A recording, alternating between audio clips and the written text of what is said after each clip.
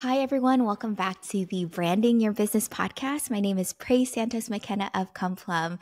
And having a podcast is so fun because I get to get a lot of my friends on here to tell their story. And Elaine and I, the last time we saw each other in person, we realized was back in 2020. So it's been some time. So this is also a good excuse for us to catch up. But Elaine has been a friend of mine and been on my radar because our team has worked with her team to help tell her story visually. And I've always admired her, especially when earlier this year, we'll talk about it more, she ended up selling one business and starting another. And that transition to me is exciting and interesting and not talked about enough. So we'll dive into that a little bit more.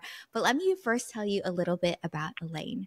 So Elaine Hayes is a visionary force in the wellness industry, celebrated for her ability to turn dreams into thriving realities. As the founder of MNT Studio, she single-handedly transformed a one-woman operation into a dynamic lifestyle brand with a team of 50 and seven-figure annual revenues. Her innate ability to think big, inspire those around her, and pivot with agility has been the driving force behind MNT Studio's remarkable success. Elaine and I share inspiration as one of our key values, and I love that so much. So in May 2024, Elaine made a successful exit, selling both the company and the transformative method she pioneered. Not one to rest on her laurels, Elaine expanded her influence into the personal development sphere, becoming a certified life coach dedicated to empowering female entrepreneurs to create lives and businesses they truly love. Her latest venture, Wellcraft, is the culmination of Elaine's passions and expertise. Through Wellcraft, she shares her wildly popular on-demand Pilates classes, transformative low-impact workouts designed to fit into any lifestyle. Her life-changing wellness retreats in breathtaking destinations around the globe have garnered a loyal following, offering participants the chance to experience her magic in person.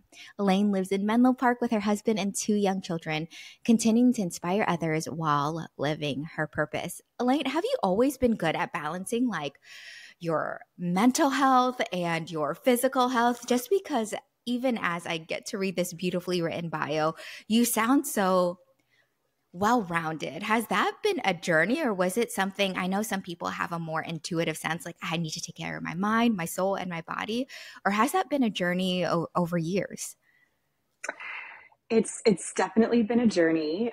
First of all, I just want to thank you for having me on here, and Praise, you're someone I connected with immediately from the moment we met. I've always felt a special kinship with you, and to be back here with you and to be able to talk about this topic, which I'm really passionate about, is such a treat. So thank you for having me. Of course.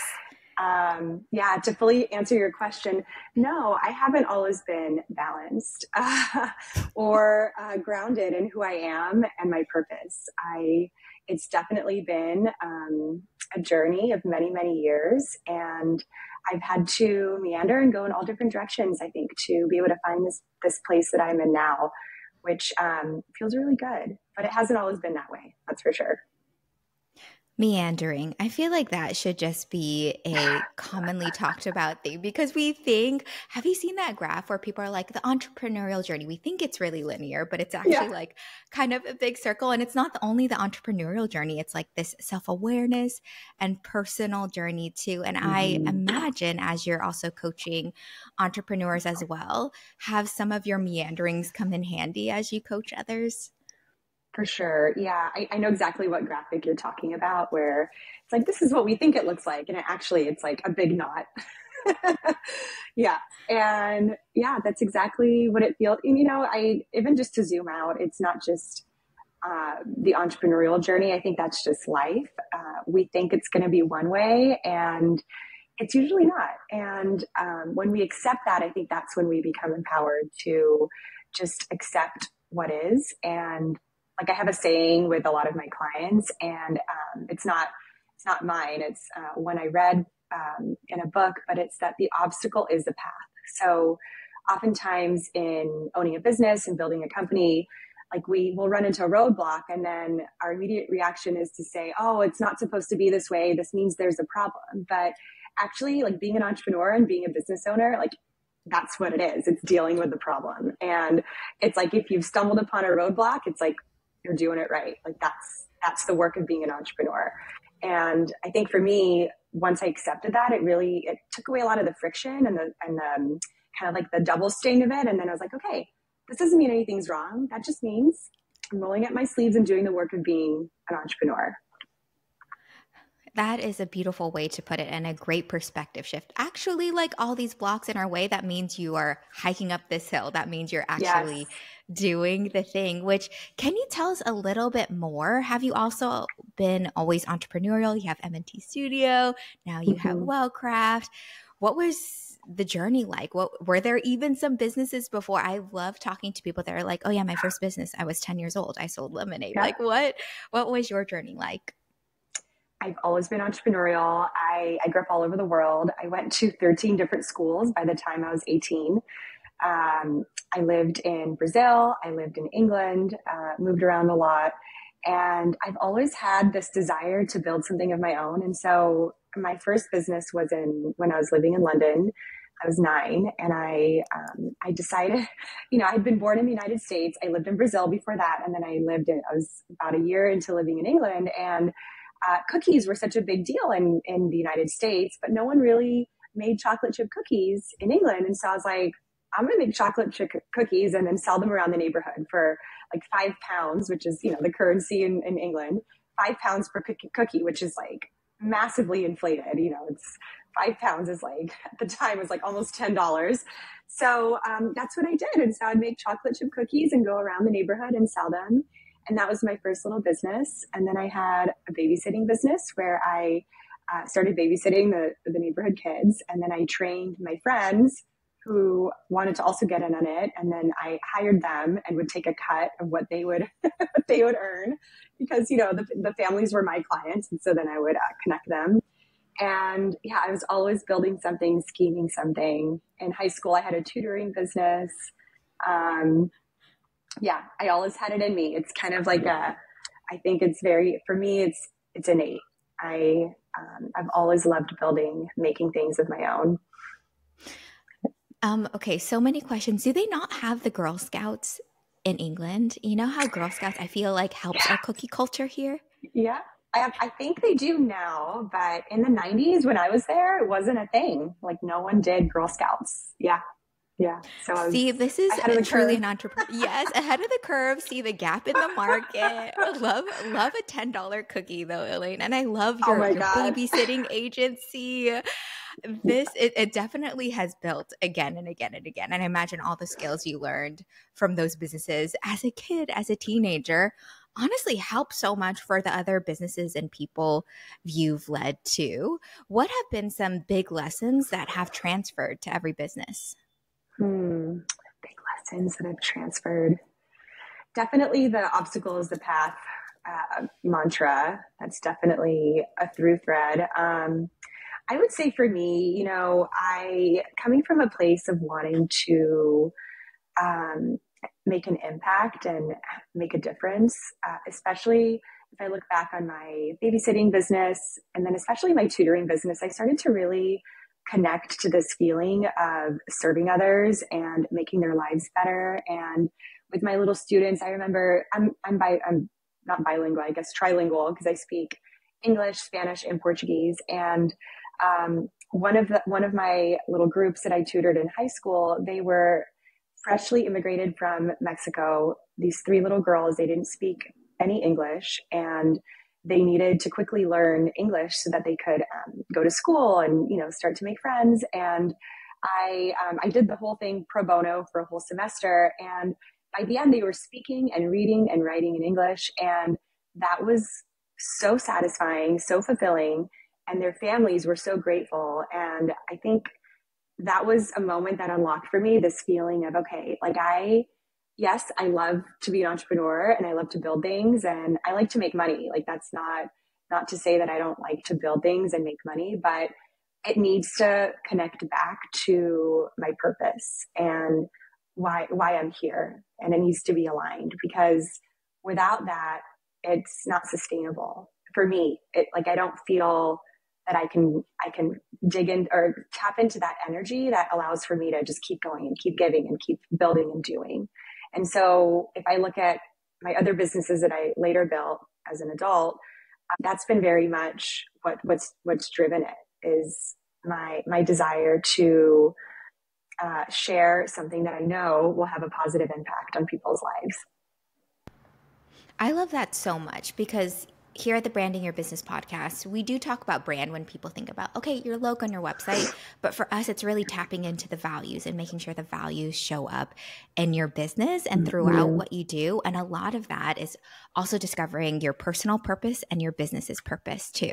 And so I love that early on, you felt that. You felt the satisfaction of this is what it's like to impact people. And I imagine just hearing about all your businesses, let's just say helping people have cookies in their life is a social impact work. It's a beautiful thing that you are doing, and you were still adding goodness and delight to people's life. How would you coach someone who feels a little lost, who feels as if they're like, okay, so I built this business. Maybe I got the money thing down. Maybe I've got the marketing thing down. And maybe before they felt connected to it, but maybe one of the obstacles in their path is this disconnect. Is it a mindset shift that they have to make? Is it like, they need to eat, pray, love moment? What do we say to our friends who are also business owners who are trying to find that connection? Mm-hmm. I think my first question would be, what's important about this to you? Why are we even talking about this? And getting curious about what is it that you are longing for that you feel is not present. And then getting curious about, okay, like let's imagine we had a magic wand and you had this thing that you feel like is missing, this connection, this alignment. It's kind of like it's usually people describe it as like a sparkle or a juiciness. It's like the juiciness, sparkly, effervescence of life might be missing. And so let's imagine you have it. What would change for you? What would then become possible? And usually it's that thing that's on the other side, right? Of what would then become possible. That's your purpose trying to speak to you. And so I would say, get curious about what's underneath that longing and what is it that you imagine you would then have in your life that the presence of which would make you feel more fulfilled. And it's usually that thing that's the piece that's missing from where you are and where you're meant to be. It's really your intuition telling you to scratch below the surface and get a little bit curious. Yeah. And it's really vulnerable too, because I feel like oftentimes it is so much easier for us to just stick with the status quo, stick to what's working. But when we really settle in, denoise, declutter, and ask ourselves, okay, let's imagine what that magic wand would look like. Let's imagine what that sparkle would look like. It's hard to say out loud sometimes for people. It's hard for them to just admit that this is what I want in the world too. How can we help others cultivate that bravery? Or are there other mindset hacks that entrepreneurs from your own experience and from those you've coached need to have that kind of bravery to make those changes even once they realize this is the thing I want? Yeah. I mean, I've experienced it firsthand with my decision to exit MNT, which we can dive into a little bit deeper next if you'd like. But one thing that's really helped me is having a mindfulness and a spiritual practice. So I think when you're an entrepreneur, it's so easy to just do and be running around all day, putting out fires, making things happen. And that's fine. It's fun. There's a little bit of a thrill to that. And if you only do that, you kind of forget your own self. And it's really in the stillness and in the being with yourself that you're able to tap into that inner knowing.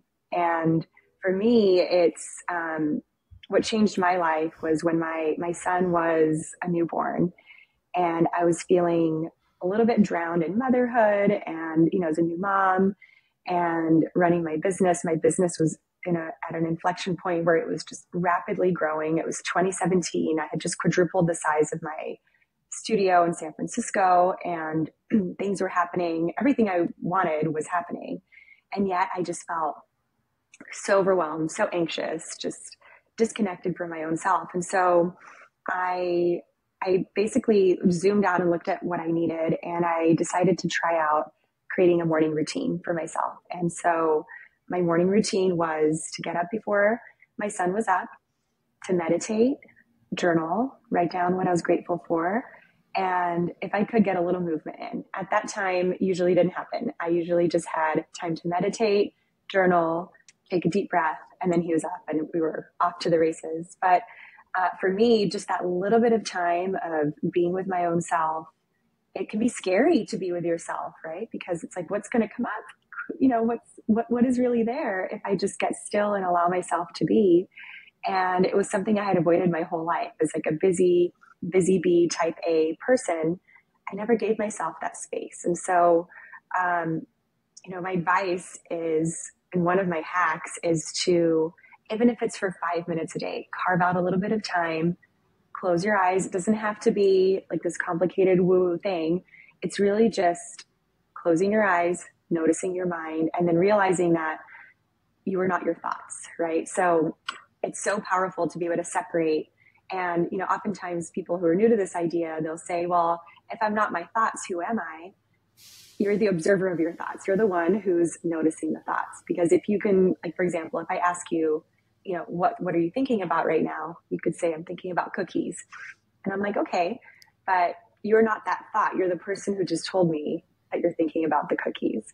And so creating that little bit of separation, and the effect of that is like, when you apply that to your everyday life, is you're able to have a thing that happens and then have the thought, but not react immediately to the thought, right? It creates this little bit of separation between the thing, the reaction, and you, right? And it's so powerful. It sounds simple. It sounds almost too good to be true, but it's magic. It really makes a huge difference in your life.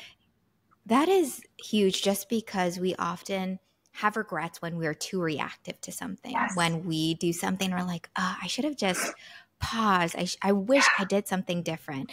And if we train our minds to have that space to be the observer of those thoughts, it seems like that can really help us make wiser, more aligned choices that are in line with who we are and what we value. How did these mindful moments, this spiritual practice, get you to the point where you're like, okay, this is the end of my time with MNT? Because I know you have two children, but this is also one of your babies. And that must have been really hard. What was that like? What was the thought process, the heart process of that? Yeah, you're right. It was my first baby. I poured my heart and soul into making it what it became. And, I think oftentimes people see MNT now and it seems like it's always been this big brand and successful big business. But, it started in my apartment with one reformer. I bootstrapped the whole thing myself. And so to arrive to a point where I felt ready to part ways with it was very difficult. And I went back and forth many times for a few years, actually. And, I think what started to happen for me was I grew the business to a place where we got to a place where the next step was to open more studios everywhere and to expand in a way that would, because once your studio is full, that's it. There's no other way to grow. I'm not going to increase the prices just to gouge, more out of the clients. Like, that's not right. And so the way to grow the business was really to open more studios. And meanwhile, I had two children and I adore them. I love being their mom. I get emotional even just talking about them. I start tearing up even just talking about how much I love them, but they are just, they're my passion. My children are my passion. And I want to be with them. I don't want to miss anything. I really enjoy them as people and I like being around them. And so for me to open more studios would mean I would be away from them a lot. And there was this constant tug of, do I want to do my business 100% or be a mom 100%? And I don't do anything halfway. I like to do everything excellently and with my whole heart. And I found myself in a place where I was constantly feeling like I wasn't able to be fully present in either place. And that was really painful for me as someone who I pride myself in excellence and not perfection. I'm a recovering perfectionist, not perfection, but excellence. And feeling in integrity no matter where I am. And I was feeling out of integrity. And as a wellness business, I was not practicing what I preach. I was out of balance. I was working late at night to, to fill the gaps during the day when I was with my kids. I was missing things with my kids that felt important to me.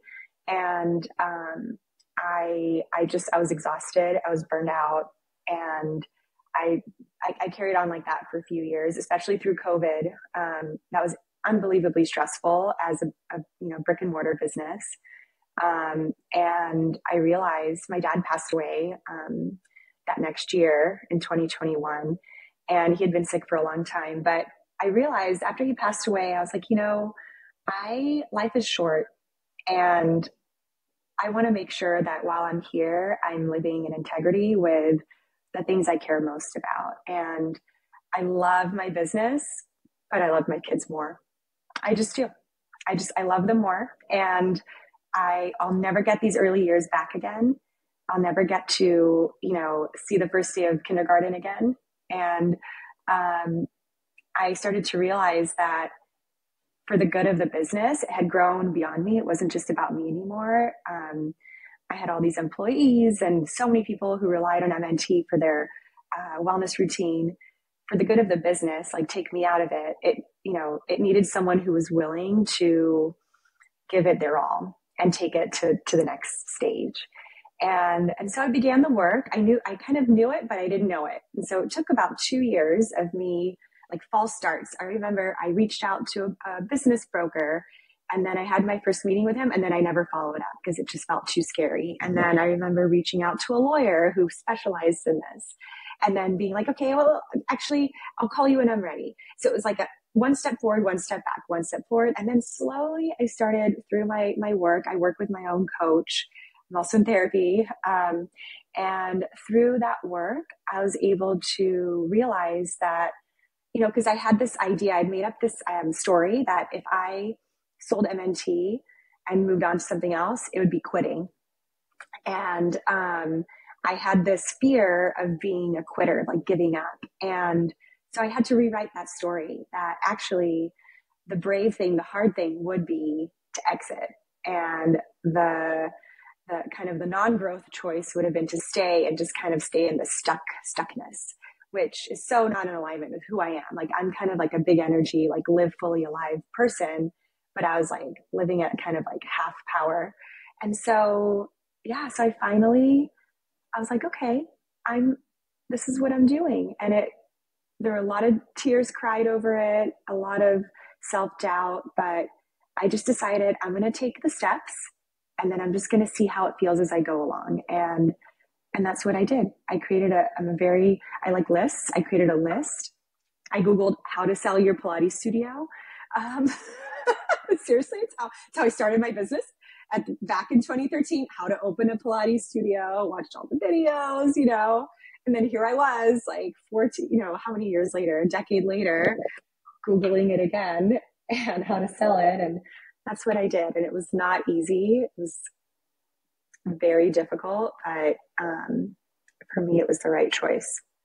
100%. That was a very long answer to your very simple question, but if anything, it wasn't long enough because that was very abbreviated for what it seems like was such an interesting journey, because I was smiling when I heard you said, okay, so I took some steps, like I reached out to a lawyer and then I backed out. I reached out to a broker and backed out. And I often see that in folks starting a business, right? They often reach out to us. They're like, okay, we want to work on our branding. And then they kind of ghost us. We want to work with you on coaching. And then they ghost us. And I don't take offense to this because I think they're getting their muscles used to the idea first. And they don't want to dive in directly into the deep end. Change can shock our system. So oftentimes just like when it feels aligned, but not shying away from it. We're still exposing ourselves to the thing and like slowly getting ourselves there. And it's so fascinating to hear that your beginning and your ending had similar, I don't really know how to do this. And yet I know I can find the answers.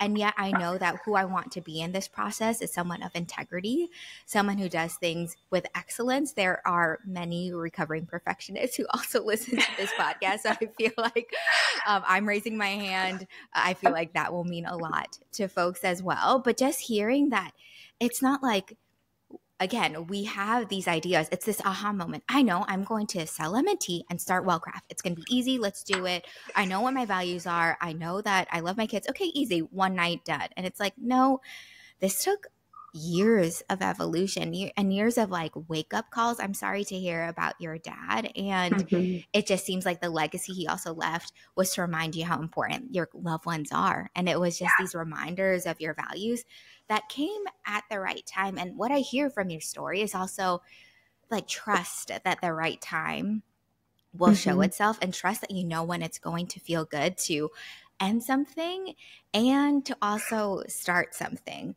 And so you said goodbye to MNT, which, bless it, I respect that so much. And was there a gap before you started something else? Was there always an inkling? How did that transition happen? So the seeds of Wellcraft actually were sown during COVID. So, and even before. So while I had MNT, I started doing retreats in 2015. And retreats are something that really light me up. It kind of brings together all my favorite parts of what I do, right? So it's being with people in real life, inspiring them, watching them transform before my eyes, teaching. I love to teach. I get into flow state when I'm teaching a class, and feel that it's a real gift that I get to share. It's not even from me. It feels like it comes from a higher place where I just get to deliver it. And sisterhood, really sisterhood, just being with other women in a safe container where we all get to be our full selves and be silly, act like kids again, dance, be silly. There's no judgment. There's just full acceptance. Everyone loves each other. And, you know, oftentimes these are women who have never met before, but they come, it's scary. I'm so proud of them that, you know, to sign up for a retreat where you don't know anyone, that takes courage. And every woman there shows up with courage and open heart. And so it just really lights me up. So I started doing these in 2015. And then in 2020, I developed an online app because my studios were closed. I wanted to keep serving my clients. The Zoom thing was not sustainable. It was kind of logistically a little bit of a nightmare, doing Zoom classes all day, every day. And so I began building a library of workouts. And then I launched our app in August of 2020. And it was still under the MNT umbrella. And so when I fast forward to several years later, when I was thinking about selling MNT, I thought about the pieces of my business that I loved doing and that really required me at the center. Like the studio didn't need me anymore. It was running itself. I didn't even teach classes in the studio anymore regularly by the end. But the retreats were very much dependent on me and my presence and me hosting the retreat. Similarly with the app, it required me to be on camera. People liked my videos. They wanted me to be on there. And so what I ended up doing was separating the app and my retreats from MNT. And then I actually launched Wellcraft before I even sold MNT. So I launched Wellcraft in March of 2024. And then MNT was sold in May of 2024. It's already underway, but the close date was in May. And so I really, you know, I wanted to not just repackage what I had built already. I wanted to make it fresh and new and its own brand, its own vibe. And so I really put a lot of thought and work into creating a whole new platform that was super user friendly and accessible. So like for the workouts, I wanted to make sure people could search by length of time. Like let's say you have 10 minutes between two calls. You could easily go to the 10-minute category, see what was on there, hit play, pop down on the floor, and then get an amazing workout in. Or say you wanted to only work your abs. You could go into the ab section, choose a little ab workout, and then you're good to go. And so that's what I did. And so there was no gap. I had this idea that I would take like a sabbatical and just rest for a bit. But I think being an entrepreneur is kind of like a disease. Like you can't stop. And I tried like this mental exercise of saying, okay, I'm just going to like coast for a few months. But I I couldn't do it fully. I couldn't do it fully because again, it comes back to my purpose and what I'm meant to be doing during my life while I'm here. And it really is to help others live their best life and help them find their own vibrant selves that's already in there. It just needs to be unlocked. And so, to answer your question, yeah, there was an overlap. I didn't take a break. It all just kind of happened at once. Well, the lesson here, and this is what's also the privilege about being an entrepreneur, you had the autonomy to look at all the parts of your business and look at all the parts of Elaine and say, okay, what are the parts that still really light me up? What are the parts that really need you as a person? What are the parts that you could give to someone else to lead to? Mm-hmm. And it became really clear of what was in your sphere and what could be given as a legacy to someone else too. And I think that's something so important as well, because I know that we work with a lot of folks who are solopreneurs, and there are things that are based on them, but we coach them to build things that live beyond them and just be really self-aware. And there are some things that people love you as a brand and as a person, and they connect with you. And it sounds like you at retreats, you helping create that vibe where women feel really welcome to dance and be themselves and be silly. And your teaching style over video were things that were so key to who you are too. And yet Mm-hmm. MNT still has pieces of you, but could live on by itself. Yeah. And that's why it's like a child that's now like going off to college and being Mm-hmm. its own entity and its own person, which is huge. Are there, as you've built so many businesses, do you see common threads or common values or aspects of business that you're like, I actually always want folks to see this in every brand I create? Is there a common Mm-hmm. theme? I think yes. I mean, there's definitely that standard of excellence of looking, when I started MNT, I looked around and I couldn't find a studio that I could go to where I felt aesthetically inspired. And this was back in 2000 and when I was dreaming up this idea, it was 2010. And there wasn't, it was a lot of gyms. CrossFit was a big deal. And then there were like kind of like your mom and pop like yoga studios on the corner that didn't have they were lovely, but they didn't have like an aesthetic point of view. And for me, I was like, why can't it be both? Why can't we have this killer workout in an aesthetic space that feels like you're at a spa? Like, why not? Right. And so I think for me, I love to make things beautiful. I like to make my spaces beautiful. I love clothes. I love fashion. I love beauty. I love dressing my kids. I like decorating. And so everything I do, I think you can kind of tell is I've had my touch on it because has like a certain aesthetic. It's light, bright, and you just feel like when you walk into whether it's a physical space or my website or the app or even my retreats, it just feels like a breath of fresh air. Like you can relax because you feel inspired by your space. So that's definitely one through line. Another is just a warm and welcoming energy. So another thing I noticed about Pilates studios, especially back when I was starting, was there's a little bit of like a mean girl vibe, like you can't sit with us sort of vibe. And I didn't want that. That's not who I am. And it's scary enough to say you're someone who hasn't been working out regularly, and then you're like, I'm going to try Pilates out. And so then, think of all the steps it takes. It's like you have to go online, you book your class, you find a time that works, you have to figure out what you're wearing. Do I need socks? Do I not need socks? Do I wear my hair up or down? Like, okay, I need to park. I need to make sure I'm there on time. And then what do I do when I walk in? Like, there's all these little steps we don't even think about that someone goes through to go try out a new workout. And the last thing they need is upon arrival to be treated like they don't matter. And so it was really important to me, in the early days, it was me at the front desk saying like, hi, I'm so glad you're here. Welcome. Let me show you everything. This is where you put your things. This is where the bathroom is. This is where the machine is. Let me show you how this machine works. I'm Elaine. If you have any questions, let me know. Yes, this is good for beginners. Anyone can do it. So it's that kind of vibe. And so now transferring that to my digital platform, I really want to make sure everyone knows that you can be any size, shape, age, doesn't matter. Like you can work out with us. Like you can work out with us. It's not exclusive. And I think that's something that no matter what brand of mine you look at, you feel that. You feel there's like, it's like the emoji like this, you know, with the hands out, like wanting to hug you. Come over, everybody. Yeah, come over. Let me hug you.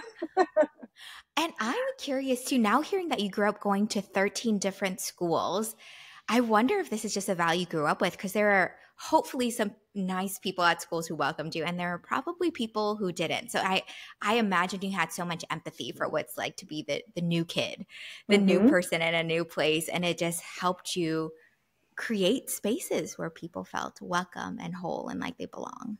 That's very insightful of you to notice that. And I think it carries through in my social life as well. I was at like beginning of the school year, you know, my kids just started school, and I was at like this mom cocktail hour, and I saw this mom who was standing just by herself. She didn't know anyone. And I was in the middle of talking to a friend who I've known for a long time, but I was like, just give me a second. And I just tapped her on the shoulder and I was like, hey, I don't think I've met you yet. What's your name? Like, how old's your kiddo?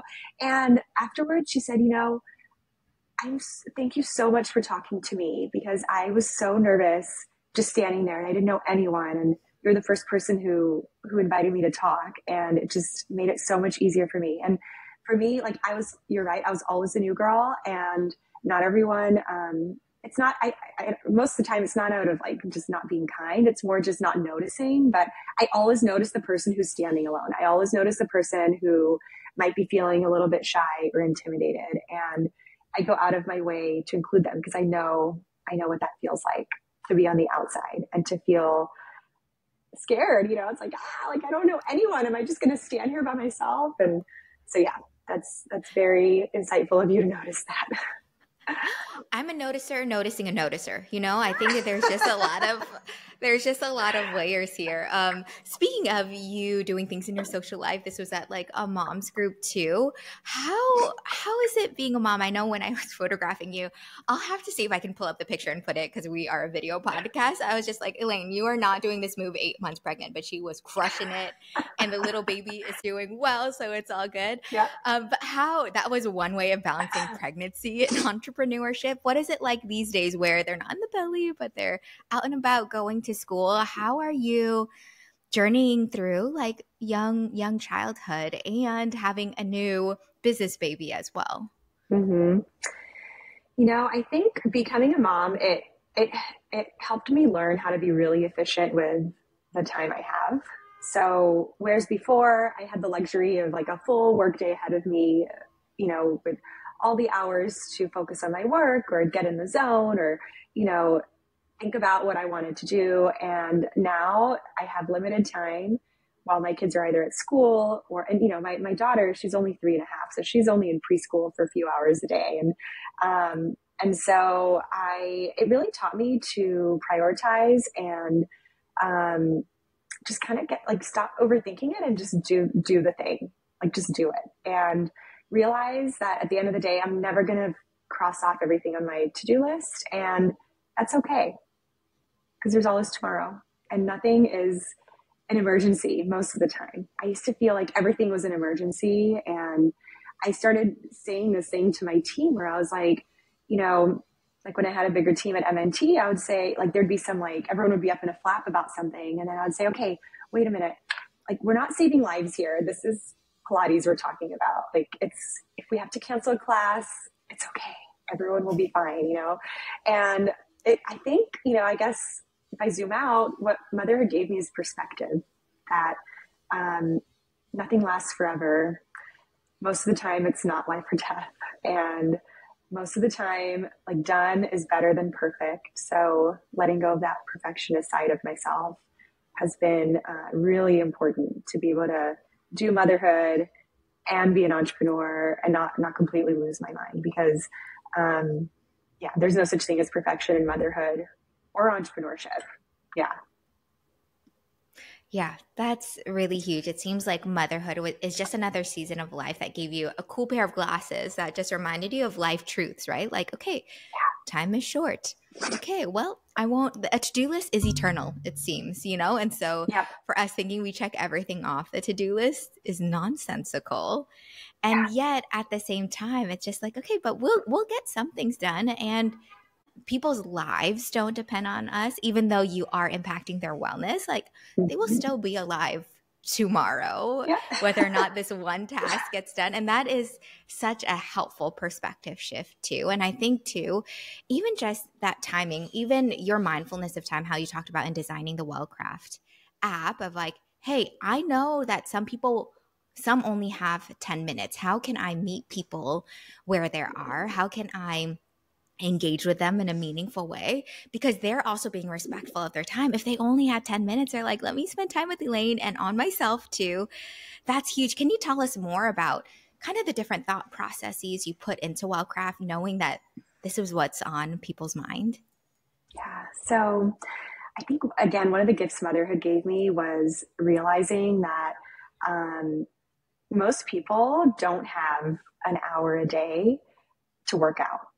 Even if you're not a parent, everyone's busy, they have work and schedules and commitments. And most people, it's really hard to find a whole hour every day. And so I started to realize this when I had my son, and I no longer had the luxury of going to a studio. And, if you add the drive time plus parking, plus doing the workout and then leaving, you're carving out at least an hour and a half out of your day to go and do that. And I just didn't have that anymore. It wasn't possible. And so I started doing workouts at home, and I realized that, 10 minutes here, 20 minutes there was actually just as effective than as a studio class. And so I started kind of putting together a little like program of like just getting back in shape after baby. And I was able to, get back in shape and feel really strong and good. And I'm not talking about bouncing back after baby. It's more about feeling empowered in your body and feeling strong and vibrant and having that energy. And that's when I started to think, okay, like I want to share this with other people who maybe they don't have a great Pilates studio near them. Maybe they don't have time or even the budget to be able to go to a studio. A studio class for a reformer, it's, you're spending at least $40 for a reformer class. And that's really expensive. And so that's when I started to, my son was born in 2017, and I was already thinking about wanting to build a platform. And then COVID in 2020 kind of like pushed me over the edge to make it happen. And so as I was building the platform, and as I kind of revamped it and iterated on what I had already built earlier this year, I wanted to create a way for people, it's only $19.99 a month. Most people can afford that. And I wanted to create an accessible platform that most people could afford, that anyone could use, and with minimal equipment. I did end up launching a prop line, so it's little props that you can use at home. So like a ball, ankle weights, booty band, and sliders. And but they kind of like total, they take up like a little bit, is like maybe like 8 by 6 inches of space. So you don't need a lot of space. You can be in a small apartment and get the best workout of your life. And I only work out 20 to 30 minutes a day now, using my own platform, and I'm in the best shape of my life. I'm 38. I've had 2 children, and I'm stronger now than I was in my 20s. And it's really through using my method. And the way that we work out, everything is super intelligently sequenced. We work muscles out in a specific order. First we do the abs so that we can connect to the core. And, everything is done in a way that will help to sculpt and tone you head to toe in a mindful way that works with your body as opposed to against it. So you can keep doing this your whole life. It's not like you're going to reach a point where it's like, oh, I have to stop doing this because my knees are going to, give in if I keep going. It's really sustainable and accessible, and it can change your whole life. If you find movement that you love and that you crave and look forward to, it can really change. It changes how you show up in your days, and that changes how you show up in your life, to the people around you, to yourself, to your colleagues, to your family. And so that's what Wellcraft is, and I'm so proud of it. It's, we're really growing quickly, and I love my community on there. It's so fun to see how it's impacted and changed people's lives. And I'm really proud of it. It's I guess my fourth baby. I love that. Well, first I want to thank you. I always remember going to workout classes and I hated when they did abs at the end. I was like, I got nothing left to give and I want to work this part and I'm not having good form. And so it's things like that, simple things of thank you for doing that at the beginning. I know Pilates is a full body workout. It's a lot of core, but being able to activate that early on, a small change that'll make a world of difference too. Elaine is also being very generous and we'll have a special code in our show notes too for you all to try Wellcraft as well. Elaine, I'm going to surprise you with something because we usually play a game called In or Out to end our podcast, but I am wanting to play a new game with you because you're fun, you're vibrant, you're quick. And this is a different game where it's word association. I'm just going to say one word and no filter. You're just going to say the next word that comes up. So I don't know if this is some cool psychological thing. Maybe we send it to your therapist after and they'll be like, oh, I knew that about Elaine. I'm glad she admitted it too. But does that make sense? Don't overthink it. I'm just going to say one word and you say the next word. Okay. Let's do it. Let's start. Berry. Blueberries. Okay. Endings. New chapters. Ice. Cold. Summer. Love. Lazy. Ooh, rest. Chill. My husband. That's it. That's our game. I love that. I feel like you should. Yeah, that's it. That's it. Any revelations? Any aha moments of just like, oh, okay, so that's what I think about it.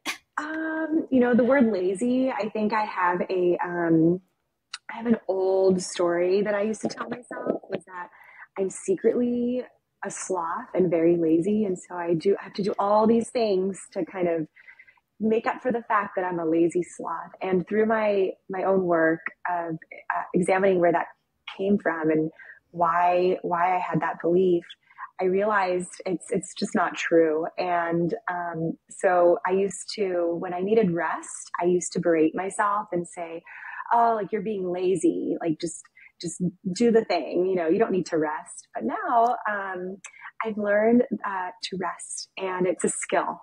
It's really a skill to learn to rest is a skill. And I no longer call it lazy. It's being smart, actually.